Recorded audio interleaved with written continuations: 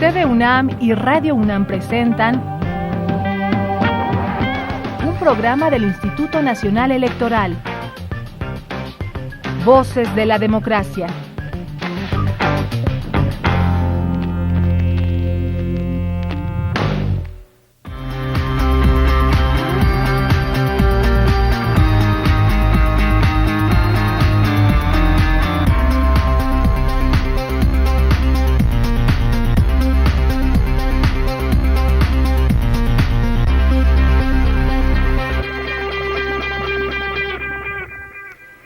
Hola, ¿cómo están? Muy buenos días, bienvenidos a Voces de la Democracia. Soy María Elena Cantú y es un placer acompañarles. En México viven, de acuerdo con UNICEF, 39 millones de niños, niñas y adolescentes, lo cual significa el 35% de la población menor de 18 años. ¿Cuál es la realidad de esta población tan importante en el país? ¿Cuáles son sus inquietudes, sus sueños, sus preocupaciones, su percepción de la realidad? ¿Y cómo es esta realidad? ¿Cómo es el contraste entre el anhelo y la realidad? Los compromisos internacionales de México, ¿qué pasa con sus derechos? Es el tema de hoy. Yo creo que va a ser un programa interesante. Daremos todos los elementos para que usted tenga un juicio claro al respecto. Doctora Lucila Parga Romero, coordinadora del área política educativa, procesos institucionales y gestión de la Universidad Pedagógica Nacional UPN. Doctora, gracias por estar aquí. Buenos días, muchas gracias por la invitación. Al contrario, doctor Manuel Silva Sánchez, profesor del Departamento de Pedagogía de la Facultad de Estudios Superiores de Aragón, de la Universidad Nacional Autónoma de México, FES UNAM. Doctor, muchas gracias. Muchísimas gracias por la invitación. Muy buenos días, compañeras. Parece quizás obvio, pero a lo mejor no lo es tanto. ¿Qué significa en términos socioculturales, en términos físicos, en términos incluso legales, ser un niño? ¿Qué es ser un niño, Lucila? Bueno, yo en principio diría que justo el Día del Niño, que es hoy, es un buen pretexto para analizar y reflexionar en torno a qué es ser niño, cómo se vive esto de ser niño en la Ciudad de México o en México. En el país. ¿Sí? En el país en general. Y de ahí, bueno, ¿cómo podríamos conceptualizar el niño? Para empezar, no es un adulto. Si pretendemos que lo sea, estamos mal. Yo diría que tenemos que hablar de los niños y las niñas, por género y además en plural, porque tenemos una diversidad inmensa de lo que es ser niño de acuerdo a tu clase social, de acuerdo a tu etnia, de acuerdo al lenguaje que estás hablando. Es decir, hay una diversidad impresionante, hay un mosaico que tenemos que analizar y reflexionar qué es ser niño. Jurídicamente y de acuerdo a la convención, el ser niño es todo ser que es menor de 18 años, ¿no? Y de ahí ya hay una connotación específica, ¿no? O sea, tú eres un menor de edad y por lo tanto no tienes derechos jurídicos, ¿sí? Entonces necesitas del tutelaje de aquel que se haga responsable de ti para que puedas seguir adelante en tu vida. Pero por otro lado nos dice, sí tienes derechos básicos, como es la salud, la educación y todo esto. Entonces, la niñez, el ser niño es una construcción social, cultural y biológica, ¿no? Que de acuerdo a cada sociedad también esto se va moviendo. Entonces nos lleva a todo un debate desde dónde voy a mirar a las niñas y a los niños, ¿sí? Porque son diferentes realidades, son diferentes miradas que tenemos que precisar cuando estamos hablando de ellos. Entonces, para empezar hay que abrir el panorama cuando hablamos de las niñas y de los niños, pensando en el género y también, digamos, en la pluralidad. ¿Qué es ser un niño, doctor? Bueno, habría que tener muy claro que jurídicamente se considera niño aquel que debe de ser tutelado en tanto tiene la capacidad por sí mismo de tomar sus propias responsabilidades, de ejercer su libertad y por lo tanto de asumir derechos y obligaciones. Y en este sentido, antiguamente nosotros conocíamos que la niñez era la etapa de la vida en la cual los adultos, en este caso los padres, los tutores, el propio Estado, estaban al pendiente de que adquirieran en esta etapa de la vida las suficientes destrezas, las suficientes capacidades, los suficientes elementos para poder enfrentar la vida. Nuestro tiempo ha dado lugar a que hoy la niñez esté asumiendo desde una temprana edad ya responsabilidades que no le correspondían y que los adultos les hemos cargado. Ejemplo, hay padres de familia que literalmente explotan a los hijos, los ponen a trabajar para estar recibiendo los beneficios de su esfuerzo que ellos tendrían que estar asumiendo. El Estado se desentiende muchas veces de estar al pendiente de sus procesos educativos o de generar un ambiente social que le impida, en este caso, ser afectado por la violencia. Y los medios de comunicación hoy han buscado instrumentar la niñez para involucrarlo en manifestaciones de conducta que todavía no le corresponden. Vemos el caso de nuestros medios donde están hablando de con quién se quieren casar y si ya tienen novio o novio, o que realicen bailes o que canten una serie de mensajes que no les corresponden, que no son propios de la edad y que en este caso los medios están aprovechando para obtener una serie de beneficios. Un beneficio, es Entonces, como robarles un poco la infancia. Así es. Es decir, cuando se es niño se tienen ilusiones, sueños, fantasías y además se disfruta mucho del juego. Bueno, de hecho, el juego podríamos decir que prácticamente ha desaparecido de nuestras calles. Estas condicionantes que nuestra sociedad y el Estado tendrían que posibilitar para que puedan, en un ámbito, diríamos, de seguridad desarrollarse y convivir, han desaparecido. Hoy los juegos se reducen a un espacio cerrado donde está uno con un medio electrónico intercambiando una comunicación que ya no es humana, que más bien en este caso es de orden tecnológico. Entonces, tenemos niños más solitarios que antes, así es. Son menos niños porque no tienen familias numerosas como nosotros. Yo tendría algunas precisiones y diferencias en torno a esto. Primero, que bueno, en esta socialización primaria, efectivamente, la familia juega un papel fundamental en la conformación del sujeto, ¿no? En la conformación de los valores que los niños y las niñas van adquiriendo, interiorizando.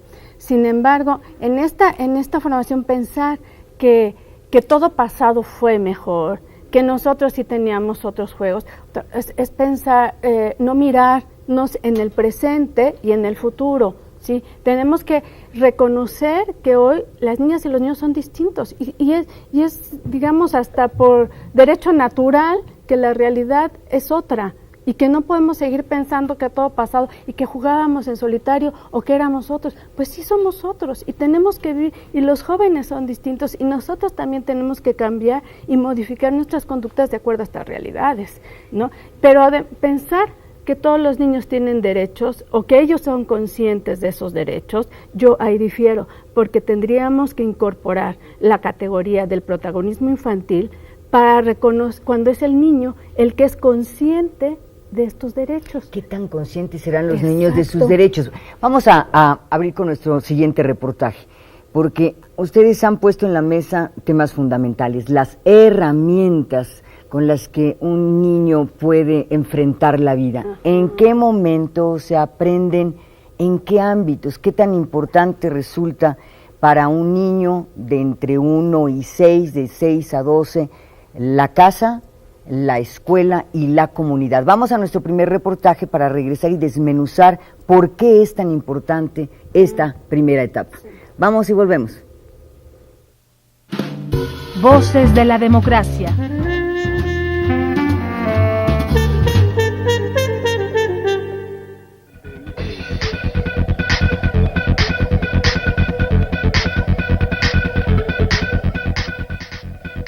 En nuestro país, según datos del INEGI, viven 32.5 millones de mexicanos cuyas edades oscilan entre los 0 y los 14 años de edad.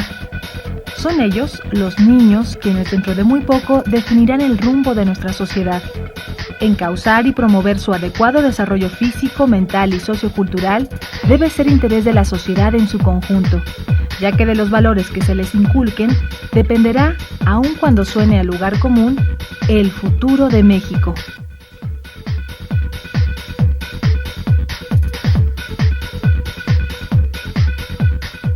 Al nacer, nos incorporamos de inmediato al medio familiar y con ello al mundo social. Estos ámbitos, la familia, la comunidad y más tarde la escuela, influirán en nuestro desarrollo de manera definitiva. En la familia experimentamos las primeras relaciones humanas. Más por medio del ejemplo que de la verbalización, aprendemos y desarrollamos las actitudes sociales que después trasladamos a la comunidad y que desarrollaremos en la escuela. La primera infancia es la etapa más vulnerable del crecimiento. En esta fase se forman las capacidades y condiciones esenciales para la vida. El amor y la estimulación intelectual permiten a los niños y niñas desarrollar la seguridad y autoestima necesarias. No hay que olvidar que solo podemos dar aquello que poseemos. Dotar a nuestros niños de valores y actitudes éticos en un entorno sano, respetuoso e incluyente hará que sus relaciones sociales se basen también en esos preceptos.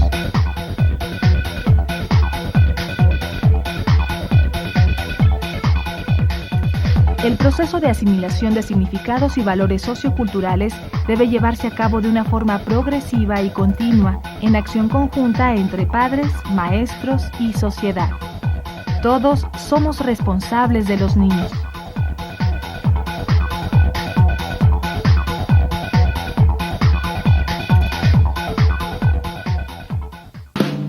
Voces de la democracia.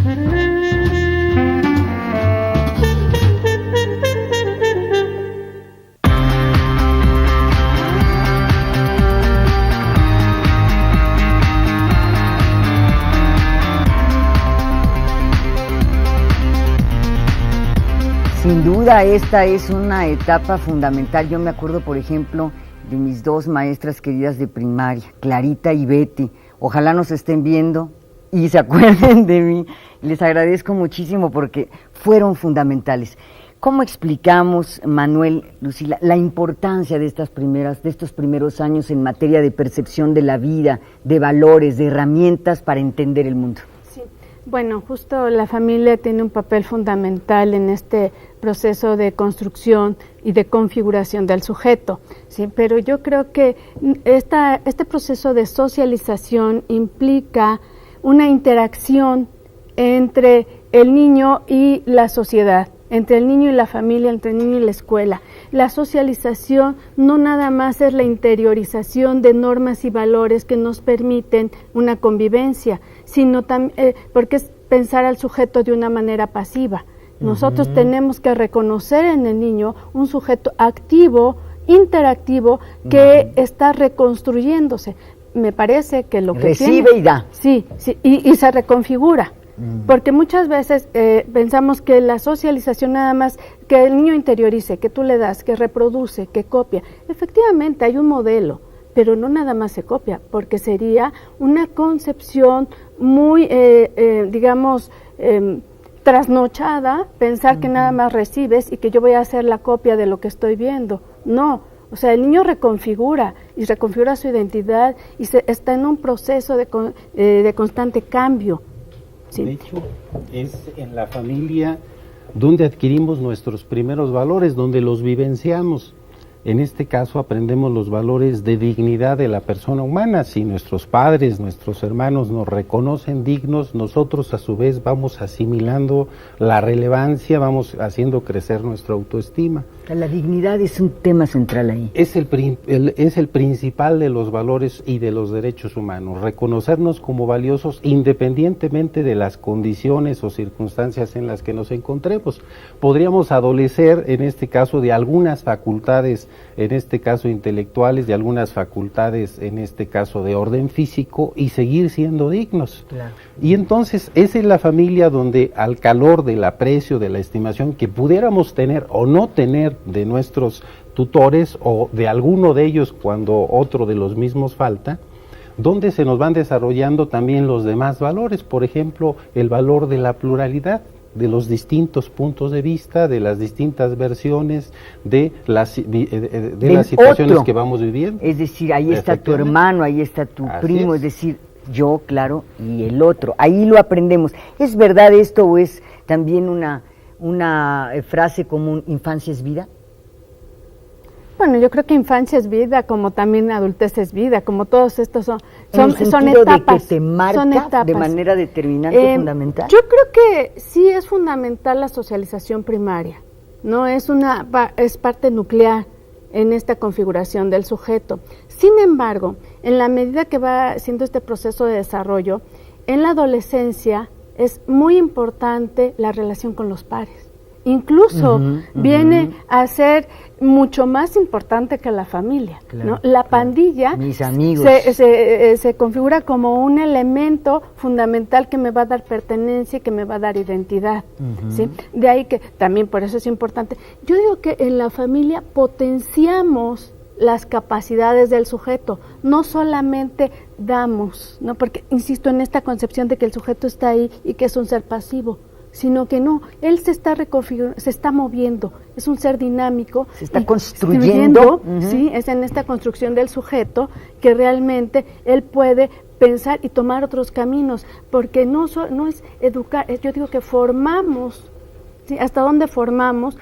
O nada más damos valores. Yo creo que formamos en valores, y es el valor de la tolerancia, del reconocimiento del otro en términos de la otredad, ¿verdad? Donde no solamente el otro lo veo, sino interactúo. De hecho, el principio latino de ducere significa auxiliar, acompañar, sacar. En este caso, el proceso educativo busca identificar y auxiliar, acompañar a que los educandos vayan desarrollando esas facultades que nosotros podemos identificar desde fuera, pero que ellos son quienes los están viviendo. Claro. Recuerdo en este caso un comentario muy importante de una maestra de secundaria, siendo nosotros en este caso niños, cuando nos preguntó ¿cuál es la etapa más importante de la vida? Y todos levantamos la mano y dijimos la juventud. Y nos dijo, no es cierto, compañeros, están equivocados. ¿Por qué? La etapa más importante de su vida es la que están viviendo. Claro, es hoy. Y entonces, la etapa de su vida, no importa en qué momento se encuentren, esa es la más valiosa porque es la única que están viviendo. No ayer ni mañana. Así es. Hoy es la que tenemos, eso es verdad. ¿Qué se están encontrando hoy en estos tres ámbitos tan importantes nuestros niños en este México con nuestra realidad? ¿Qué tenemos en la escuela? ¿Qué tenemos en la casa? ¿Qué tenemos en la comunidad? ¿Han cambiado? Bien lo comentaba la doctora, los niños que fuimos nosotros no son los niños de hoy. Para empezar ya traen un chip integrado en esta cuestión de las computadoras que nosotros no tenemos. Pero ¿qué están encontrando hoy en estos ámbitos? Bueno, yo creo que una realidad convulsionada. Una realidad convulsionada. Hay muchas realidades, ¿sí? Porque, yo insisto, depende de cómo, dónde esté ubicado este niño, ¿no? O estas niñas, desde dónde las miramos, cuáles son las realidades que tenemos en México. Somos muchas realidades. Somos muchas realidades. Exacto. Y en este mosaico tan plural y diverso, esta heterogeneidad que nos muestra la niñez mexicana, entonces tenemos niños, bueno, que están trabajando, niños que no van a la escuela, o niños niñas que están siendo abusadas sexualmente, ¿sí? Tenemos otras que también están llevando, digamos, una realidad distinta en términos de cumplir con, o que están teniendo acceso a la educación. Pero yo creo que aquí el Estado no se está haciendo responsable de estas diversas realidades, ¿no? Porque no todos tienen acceso a la educación, no todos tienen acceso a la salud, ¿sí? Y entonces, ¿qué estamos encontrando? Pues que hay niños que no tienen derecho alguno. Es un tema fundamental. Doctor, antes de ir al reportaje sobre los derechos de los niños y si son conscientes de sus derechos. Existía con antelación una propuesta filosófica que sostenía que todo lo nuevo contenía y superaba lo anterior. Entonces siempre suponíamos que lo que estaba por venir o lo de tiempo era mejor. Era una evolución. Ese era el pensamiento de la modernidad. En la posmodernidad nos hemos dado cuenta que lo nuevo puede ser peor. O sea, tan es así que la Segunda Guerra Mundial fue peor que la Primera. Y por ejemplo, hoy, en este caso, la trata de personas es tan grave y tan evidente a través de los medios que podríamos decir que está superando lo que antes vivíamos. Entonces tenemos un entorno, como comentaba la doctora, bastante complejo, bastante problemático, y en donde la familia, en su caso las instituciones educativas y el propio entorno social que abarca el Estado, me parece que tendríamos que ir reasumiendo responsabilidades que como que hemos ido dejado de lado. Ejemplo, los padres de familia llevan a sus hijos a la escuela, se lavan las manos y esperan que la escuela asuma su proceso formativo. En la escuela tenemos evidentemente casos muy significativos de docentes dedicados, acuciosos, de maestras con una gran capacidad de comprensión y de acompañamiento a los educandos. Pero tenemos otro sector de docentes que lo único que les preocupa es que estén ocupados haciendo algo y no tiene trato o convivencia con ellos. Y en la sociedad tenemos un entorno, reitero, donde desafortunadamente más que la protección busca sacársele provecho a las niñas. Entonces estamos en una situación compleja, difícil, pero de la cual tenemos que asumir responsabilidades todas estas partes. Vamos a entrar a un tema que es muy importante, tiene que ver con los derechos de los niños y qué tan conscientes son de sus derechos y los compromisos del Estado sobre estos temas. Pero antes me gustaría saber si tenemos en las investigaciones que ustedes han trabajado y que ustedes tienen contacto con los niños, ¿qué quieren los niños? Es decir, ahora está, digamos, un video en YouTube de un niño, no sé si lo han visto, que escribió una carta, ¿no? Esta carta está en inglés, es un niño de 8 años y dijo: yo quiero conocer las estrellas, o sea, mi sueño es conocer las estrellas. Y en otro punto dijo: aprender a ser, es decir, como que se sentía como confuso. ¿Sabemos qué quieren los niños de hoy a través de dibujos, canciones, investigaciones académicas? ¿Qué quieren nuestros niños? Sí, yo creo que hay diferentes manifestaciones de lo que quieren y también de lo que no quieren, ¿verdad? Por ejemplo, no podemos negar que la educación sigue siendo un elemento importante de movilidad y que la siguen mirando sí, como algo que quieren estudiar. Todavía quiero ser doctor, sí, quiero ser maestro. Sí, así como también hay quien te dice que quiere ser narcotraficante. Claro. Es cierto, por eso digo, las realidades son muchas, ¿no? Claro. Pero la educación sigue siendo un elemento fundamental. Para soñar. ¿No? Para soñar. Para aspirar. Y para aspirar, ¿no? Este mecanismo de movilidad que en los años 60, 70 fue un boom, ¿verdad? Hoy todavía se conserva y me parece que sí lo es. Los niños ven y las niñas un elemento fundamental en una educación, en llegar a la universidad. Sí, aspiran a eso. Sí, aspiran a eso, como también de acuerdo al contexto, si nos vamos a los contextos más marginados que tenemos en este país, bueno, dicen claro, aunque viva 30 años o 25, saben que van a vivir poco, pero yo quiero ser narcotraficante y no quiero vivir lo mismo que mis padres. Yo quiero. ¿Sí? Algunas de las cosas que siguen siendo presentes en nuestra niñez, que son aspiracionales, por ejemplo, un valor fundamental, decían paz. Paz. La paz es un tema central, consciente, manifiesto en la convivencia de nuestros niños. Desean evidentemente un entorno familiar afectivo, un entorno familiar agradable. Nuestros niños y jóvenes les gusta estar en su casa, quién sabe si convivan ahí, pero les gusta estar en su casa, ¿no? Tienen evidentemente la expectativa de una profesión, de alguna actividad en la vida que les permita la independencia, el desarrollo de sus facultades, y desde luego desean, porque es parte de esto, entablar relaciones afectivas sanas, o sea, buscan en este caso vincularse, comunicar sus emociones, sus sentimientos y verse recompensado, verse de ida y vuelta, reconocido con quienes buscan tener alguna relación afectiva. Entonces son algunos de los elementos que son constantes en nuestra niñez, reconocidos por las distintas encuestas. Perfecto. La familia sigue siendo el vínculo afectivo más fuerte. Importante. Mi mamá, mi papá. sigue siendo el más importante, siendo y los la pilares de casa, la la vida. familia es el refugio. La cueva. Sí, sigue siendo, o sea, a pesar de lo que se diga, sigue siendo. Y yo creo que eso es importante en términos de la configuración de los valores, ¿no? Y cómo estos podemos en un momento dado darle la posibilidad de una convivencia pacífica, armónica entre los diferentes integrantes de la familia, y que también esto se refleje en la escuela.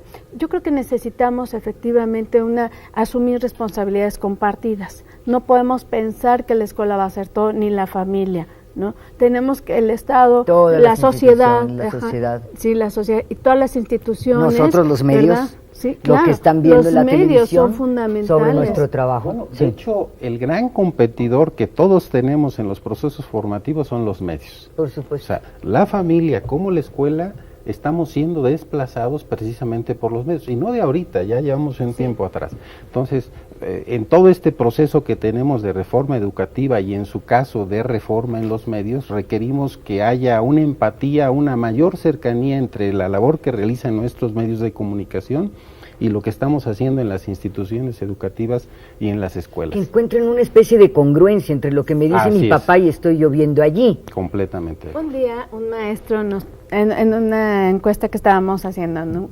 Entrevista, dice, es que los maestros no podemos hacer nada, los medios nos ganan, así. Y perdón maestro, pero no podemos decir eso. Claro. O sea, no podemos dejar de lado nuestra responsabilidad. Así es. ¿Sí? Porque es como si dijera el papá, es toda la responsabilidad del maestro. El maestro Sí. dice que del medio. El medio dice, Entonces, ¿yo qué? Es como sí. quien decía, ¿y por qué yo? ¿Y por qué yo? Exactamente, ¿no? Entonces, pues no podemos evadir esa responsabilidad, tenemos que asumirla. De hecho, ¿sí? el gran tema de la educación es que en la educación tenemos que fomentar la esperanza. Ese es O sea, no podemos obviar las posibilidades de ser mejores todos, los maestros, los docentes, los administrativos, es lo que nos da razón de ser. Entonces, ante todas estas problemáticas que como comentaba acertadamente la doctora, en otros tiempos fueron otros, creo que uno de los valores que podemos comunicar en nuestros ámbitos educativos es la esperanza. Tú puedes hacer algo para que es esto posible sea ser mejor. Tú tienes la posibilidad en tu entorno, en tu ambiente familiar, con tus amigos, ser un mejor ciudadano, ser una mejor persona y con ello irradiar otras personas, vincularte este proceso de crecimiento conjunto, de crecimiento comunitario. Les propongo, sí, doctora, no la quiero interrumpir. Sí, está la pedagogía de la esperanza, pero esto no es como, no es pensar, sí, tú vas a poder, tú vas a hacer, no, es construir una serie de estrategias que le permitan a los educandos poder mirar hacia el futuro, pero aquí la escuela también se presenta como autoritaria y represiva. Entonces, hay una serie de contradicciones y el niño está entre arenas movedizas, las niñas y los niños, ¿no? Porque por un lado sí hay que ser tolerantes, los valores, la justicia, el respeto, y por otro lado te enfrentas a una familia y una escuela del siglo pasado. Autoritaria. ¿Cuáles son los derechos de los niños? Estamos pensando en un tema fundamental. Los niños tienen derechos. Todavía hay quien sostiene, como padre de familia, como maestro, que no, que los niños no tienen derechos y que tienen que hacer lo que ellos sostienen. El maestro, incluyo, y al padre de familia en esta manera de pensar, pero no, los niños tienen derechos. ¿Y cuál es la responsabilidad y el compromiso que ha asumido México en el ámbito internacional para que esos derechos sean una realidad? Vamos con nuestro siguiente reportaje, regresamos, revisamos los derechos y también la realidad de los niños de México. Voces de la democracia.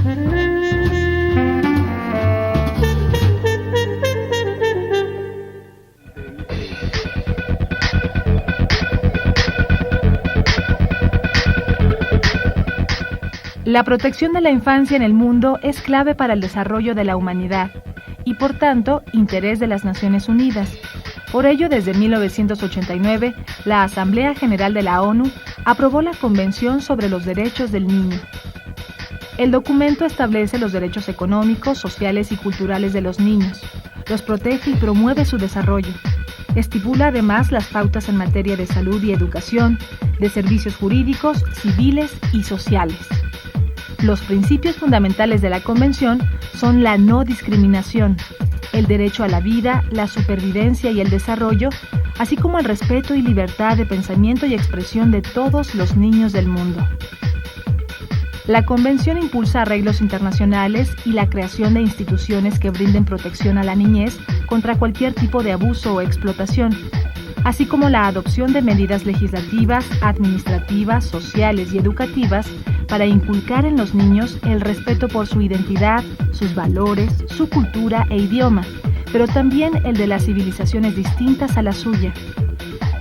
El tratado estipula también la creación de un Comité de los Derechos del Niño para evaluar los progresos que en la materia hagan los Estados partes.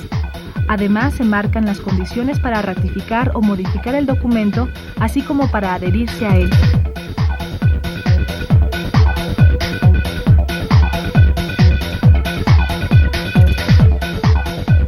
México ratificó la Convención en septiembre de 1990. Asumió, como lo hicieron el resto de los Estados partes, el compromiso de cumplir cabalmente con sus disposiciones, adecuar sus leyes a estos principios y colocar a la infancia en el centro de su agenda y políticas públicas, obligándose también a brindar el mayor número de recursos posibles para la niñez y la adolescencia.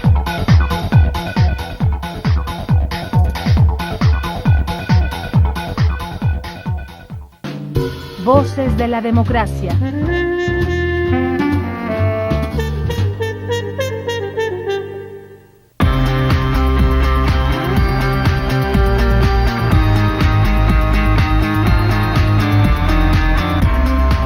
Estamos platicando con la doctora Lucila Parga Romero, coordinadora del área política educativa, procesos institucionales y gestión de la Universidad Pedagógica Nacional, y con el doctor Manuel Silva Sánchez, profesor del Departamento de Pedagogía en la Facultad de Estudios Superiores Aragón de la UNAM. ¿Cuáles son los derechos de los niños? Bueno, pues yo empezaría por decir que en este país el 3.6 de los adultos piensan que los niños no tienen derecho, ¿sí? Me parece que es un dato terrible porque es no reconocer justamente esta categoría de la niñez y pensar que son sujetos de derecho. Volvemos a esta definición de qué es ser niño. Entonces, ser niño es todo aquel que es menor de 18 años. Jurídicamente no tienes derechos. Nada más tienes lo que son los derechos sociales, los derechos del bienestar, como es la salud, la educación, la participación y el reconocimiento, ¿sí? Pero en esto también es importante decir que 3 de cada 4 niños y niñas no tienen acceso a alguno de estos, ¿no? ¿Qué nos dice? Que definitivamente en nuestro país tenemos mucho camino que recorrer en el tema de los derechos de la infancia. De hecho, los derechos de los niños y de las niñas bien se retoman de lo que conocemos nuestros primeros 29 artículos de la Constitución, donde se habla, antes, el cambio fundamental que se dio en nuestro país en el año 2012, lo quiero señalar porque me parece valioso. Antes decía nuestro primer artículo de la Constitución. De las garantías. Así es. Que el Estado mexicano otorgaba derechos. Te doy. Yo te doy. En 2012, el gran cambio con el cual se armoniza nuestra Constitución con los tratados internacionales es que ahora se reconoce. O sea, yo ya lo los tienes traía. de suyo. Exacto. Por el hecho de existir como Así persona, es, ya los tienes. Tengo. Muy bien. Y entonces, el primero de ellos habla de la igualdad, el artículo primero. Y después, en el caso del artículo segundo, habla, por ejemplo, de los derechos de los indígenas, donde se habla, por ejemplo, de los usos y costumbres. Del derecho a la identidad, a la cultura. Completamente de acuerdo. Claro, hay que aclarar, hay algunos usos y costumbres que son denigrantes, el caso de la venta de las hijas, o el caso de que en algunos lugares la mujer va caminando atrás del hombre en algunos de nuestras etnias, por ejemplo. O sea, situaciones que, amén de que haya esta apertura a nuestro mundo indígena, habrá que atemperar. El caso concreto del artículo 3 de la Constitución, o el 4, donde se devienen una gran cantidad de los derechos, como son el caso de la salud, el de la vivienda, en este caso el cuarto que se refiere a la libertad de expresión, a la libertad de opinión, el relativo a la libertad de reunión, etcétera. Todos estos derechos que todavía que los adquirimos ya de manera plena cuando tenemos la mayoría de edad, se han equiparado o se han ajustado a dárselos a los niños. Y en México, que es un Estado de Derecho que se precia de ser un Estado de Derecho, de tratar de serlo, me parece que siempre al derecho nos ha faltado ponerle la obligación. Ejemplo, la libertad de tránsito que tenemos en este país y que desde luego tienen nuestros niños, implica la obligación de respetar el espacio físico que tienen los otros. ¿Sí? En este caso, la libertad de pensamiento. La libertad de pensamiento implica, en este caso, el diálogo para poder reconocer en el otro qué es lo que piensa y por qué no piensa como yo lo hago. El caso de la libertad de acceso al sistema de salud. Muchas veces nosotros cuando accesamos al sistema de salud no cuidamos nuestra propia salud. Es decir, yo tengo derecho a cuando estoy enfermo tratar de resolver mi problemática, pero no tuve la obligación de evitar caer en la enfermedad, por ejemplo.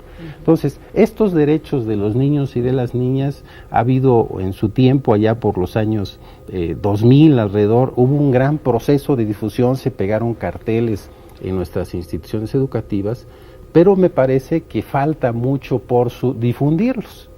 Por difundirlos, y aquí voy a poner en la mesa el tema de los compromisos que ha adquirido México en materia internacional para que los derechos de la Convención de Naciones Unidas se cumplan. ¿Cuáles son esos compromisos? Bueno, la Convención sobre los Derechos de los Niños se compone de un total de 54 artículos, de los cuales nos marca los derechos fundamentales. Entre ellos señala 4, que son el derecho a la supervivencia, el derecho al desarrollo, a la protección y a la participación. Sí, esos son los 4 derechos. Ahora, México se ha caracterizado, fundamentales, por firmar todos los convenios internacionales. Pero ¿qué pasa aquí? No, estos derechos no van a estar vigentes por convenciones, ni por firmas, ni por reformas, sino que va más allá de esto.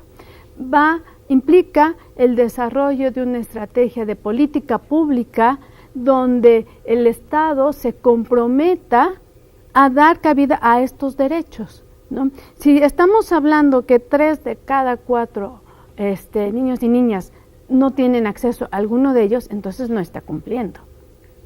¿Sí? Si México ratifica estas convenciones, sin embargo, el carácter de obligatorio no lo ha llevado a cabo. Se ratifican, sin embargo, no combate la discriminación. Sin embargo, hay un rezago educativo. ¿Sí? ¿Qué pasa cuando uno adquiere un compromiso internacional y dice el Estado está obligado, subrayo la palabra, y no cumple? ¿Qué pasa con este ámbito internacional frente a un Estado que firma, ratifica y en los hechos es otra cosa? Bueno, es que toda convención, en su caso norma jurídica, para poder ser eficaz, reclama la posibilidad de sancionar a quien incumpla. En el caso del Estado mexicano no hay manera de sancionarlo. Dato fundamental. Ni al Estado mexicano ni a ningún país que incumpla, no hay manera.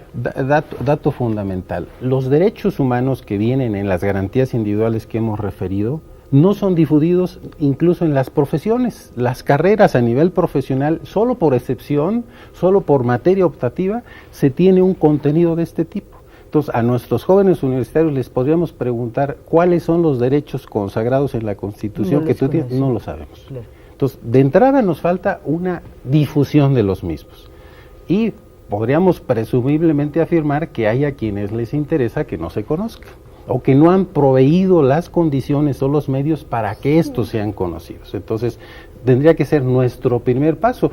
De hecho, el Instituto Nacional Electoral, yo tuve la fortuna de ser consejero en una entidad, tiene como uno de sus labores fundamentales, y además así lo establece el artículo 41 de la Constitución, que es la formación cívica de los ciudadanos. y la formación cívica arranca, ya lo tenemos por lo menos metido en nuestros programas de preescolar y de educación primaria y secundaria, ya comenzó, pero en la franja de nivel de bachillerato y en la franja de nivel universitario no hay temática que guarde relación con estos derechos fundamentales. Entonces tenemos aquí un tema, no conocemos los derechos que tenemos nuestros niños tampoco o difícilmente.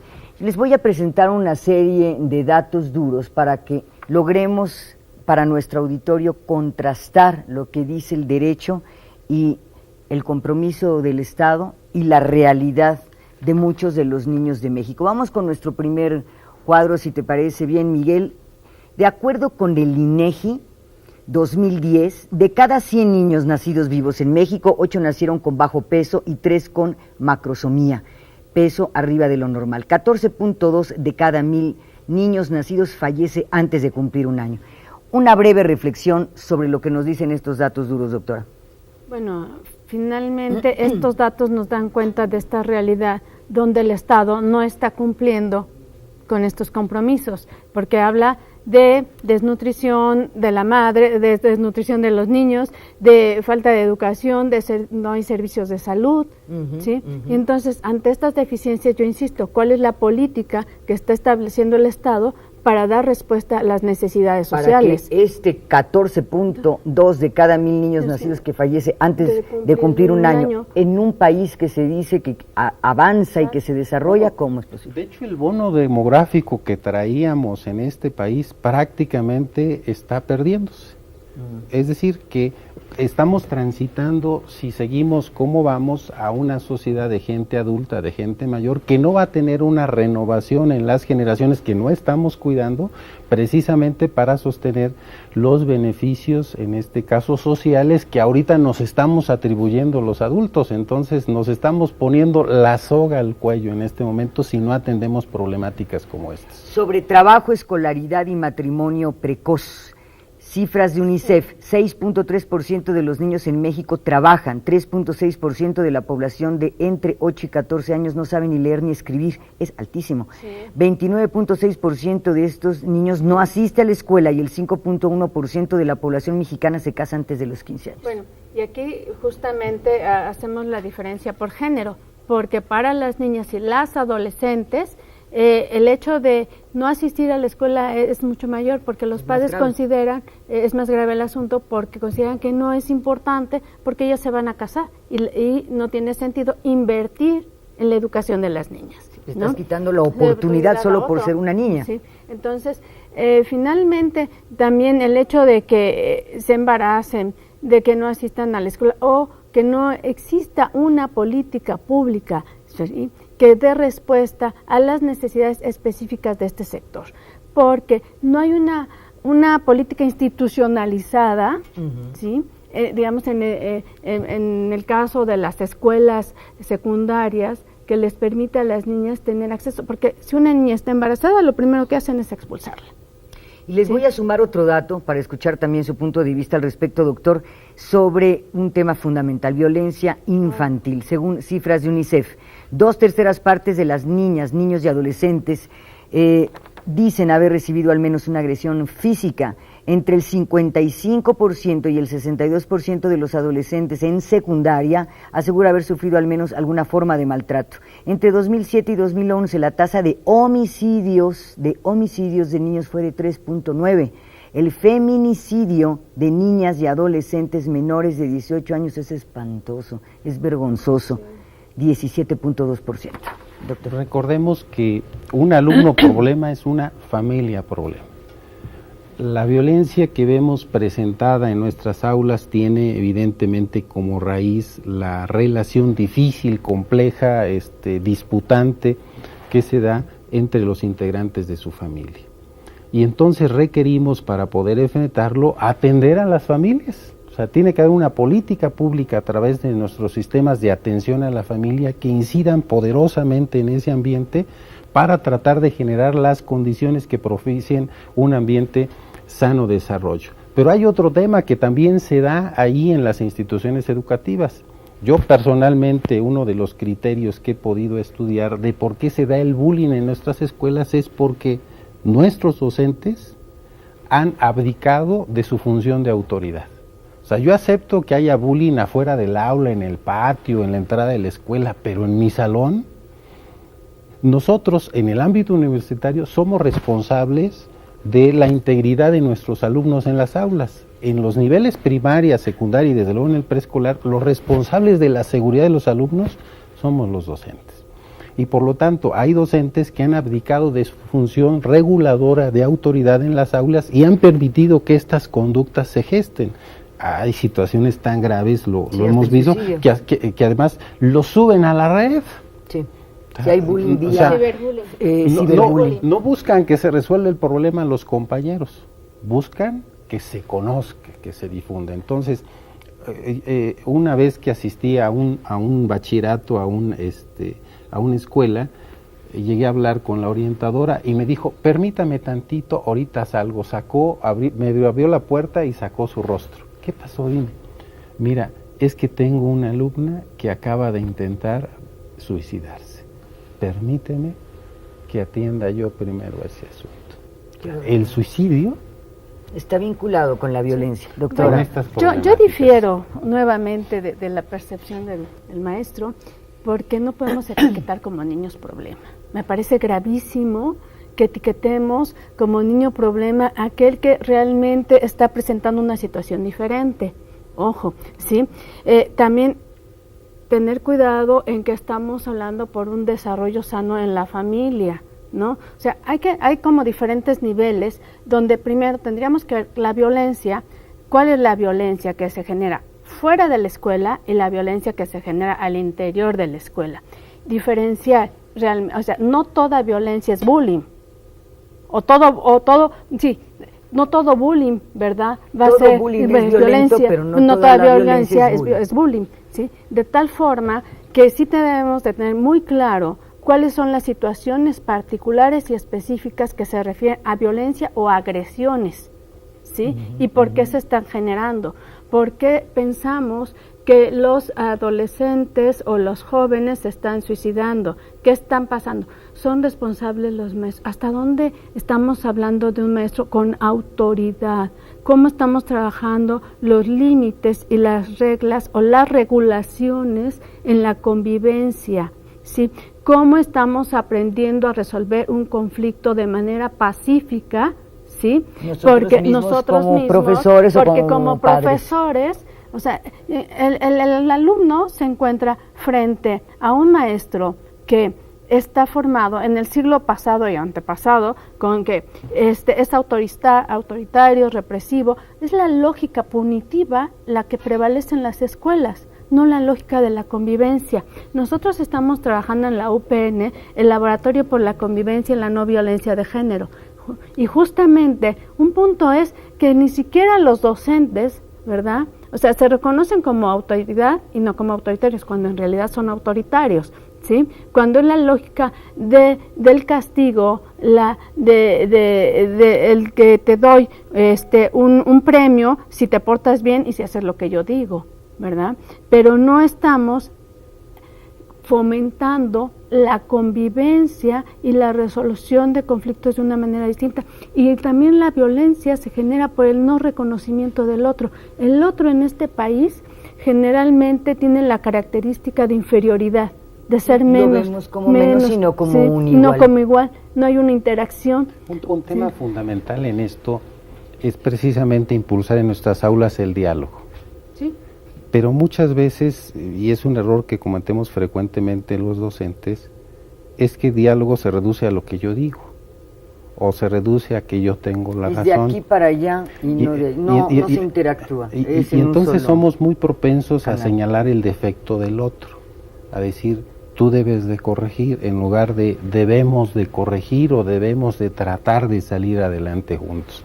Entonces, el diálogo implica conocer las razones, las causas de por qué las personas nos comportamos de una determinada manera, por qué pensamos de tal o cual forma, y evidentemente implica una apertura a comprender que en este diálogo la mitad del tiempo es para quien está enfrente de mí, quien está a mi lado, y también la mitad de la información es de esa persona y la otra mitad es mía. Es renunciar en parte a mi visión, en este caso como única, como pensamiento único, y a lo mejor no estoy de acuerdo con la persona y viene el otro valor. Unido al valor del diálogo viene el valor de la tolerancia. Sí. Pero en México me parece que hemos malentendido también el valor de la tolerancia. Suponemos que tolerar es aguantar todo. Y entonces no tenemos claro el concepto entonces. Y el límite de la tolerancia es el respeto por la dignidad humana, el primer valor. Podemos ser tolerantes en tanto no se atente contra nuestra dignidad o no se atente contra la dignidad de los demás. Entonces, esta pluralidad, este diálogo y esta tolerancia son tres valores que van juntos, pero tienen como soporte la dignidad de la persona humana. Entonces, me parece que debemos de fomentar ante estas diferencias que son parte de las causas de nuestro bullying y violencia en nuestras instituciones educativas, el diálogo. Yo quiero presentarles hacia las conclusiones del programa este informe que presentó ayer Coneval UNICEF, porque si no hay manera de sobrevivir, pues todo lo demás no tiene sentido. 21.2 millones de niños y niñas y adolescentes en México se encuentran en situación de pobreza. 4.7% en pobreza extrema, nos dice UNICEF y Coneval. Son cifras de entre 2010 y 2012. Y nos dicen algo importante también, para pensar en la manera en que debemos de enfrentar este desafío. Hoy los estudios muestran que los niños presentan un mayor índice de pobreza en relación con los adultos, es decir, el sector que tendría que estar hoy más protegido en México es el más vulnerable. Hacia las salidas, ¿por dónde? ¿Qué es lo más urgente? ¿Qué podemos hacer para cambiar esta realidad? No en el largo plazo, porque se tratan de vidas concretas, para empezar a hacer cosas ya. ¿Y a qué sectores involucra, doctora? Bueno, yo involucro los tres que hemos estado mencionando, que son la familia, la escuela, la comunidad y entiéndase el Estado, ¿no? En el Estado como el agente regulador de todos estos. Y como el elemento fundante, el Estado, para un diseño de una política pública, porque además cuenta con todo, ¿no? O sea, es el que realmente puede incidir de manera fundamental y trascendental en toda la sociedad mexicana, para, así como se hacen reformas educativas, constitucionales y demás, de manera tan abrupta, pues de la misma manera se tienen que diseñar una política ya para poder atender la pobreza y para poder atender a estas niñas y niños que no podemos dejarlos sin presente, ya no sin futuro, sin presente. Sí, los vemos debatiendo acaloradamente por algunos temas y de pronto nunca encontramos en las cámaras el tema de los niños, por ejemplo, ¿no? Exactamente. De hecho, pues el tema central es este valor que constituye a las sociedades, la participación. Es el asumir los derechos y obligaciones que cada uno de nosotros tenemos, reconociendo ya la problemática, nuestras familias, nuestras instituciones educativas, nuestros medios de comunicación y la sociedad en su conjunto tenemos que asumir esas responsabilidades. Pero eso significa dejarlas claras, o sea, hay que decir cuáles son. Sí. Y ese decir cuáles son esas responsabilidades que tenemos que compartir todos implica un diálogo de estos distintos actores. Un tema que salió a la luz en este año anterior y en lo que va del actual es que el tema educativo no se reduce al gobierno, el tema educativo es de la sociedad. Sí, sí. Y entonces quedó asentado, me parece afortunadamente, en la Ley General de Educación, que uno de los elementos constitutivos del sistema educativo nacional son los padres de familia, son las familias. Entonces, tenemos que transitar, reitero, a asumir un proceso que nos va a llevar buen tiempo, donde vayamos asumiendo esas responsabilidades que unos y otros de los actores, de los integrantes de la sociedad tenemos.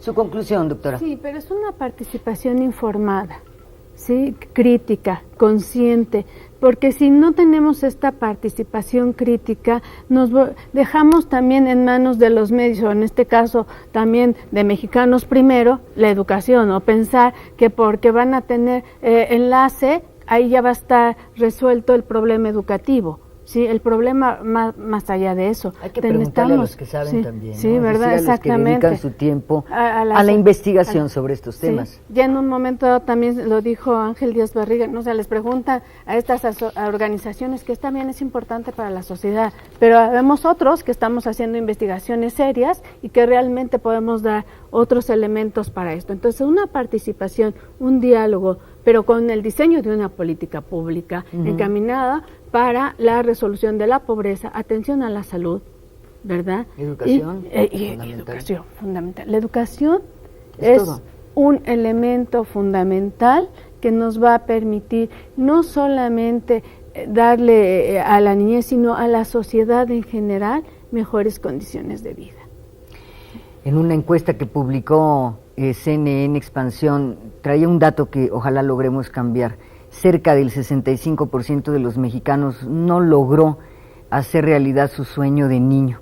Lo que quería hacer de niño simplemente quedó ahí como un sueño. Ojalá sociedad, maestros, medios, los académicos, los que saben, es decir, todos le entremos a este tema para que esos sueños sean una realidad en este país. Le agradezco mucho a la doctora Lucila Parga Romero, coordinadora del área política educativa, procesos institucionales y gestión de la Universidad Pedagógica Nacional, su presencia. Gracias, doctora. Muchas gracias. Doctor Manuel Silva Sánchez, profesor del Departamento de Pedagogía de la Facultad de Estudios Superiores Aragón de la UNAM. Muchísimas gracias, doctor. Muchísimas gracias, compañeras, y a quienes nos han escuchado y seguramente nos verán, pues estamos al pendiente de lo que aquellos nos puedan comentar e indicar. Gracias a ustedes por acompañarnos una vez más en Voces de la Democracia, gracias al equipo que hace esto posible. Hasta la próxima.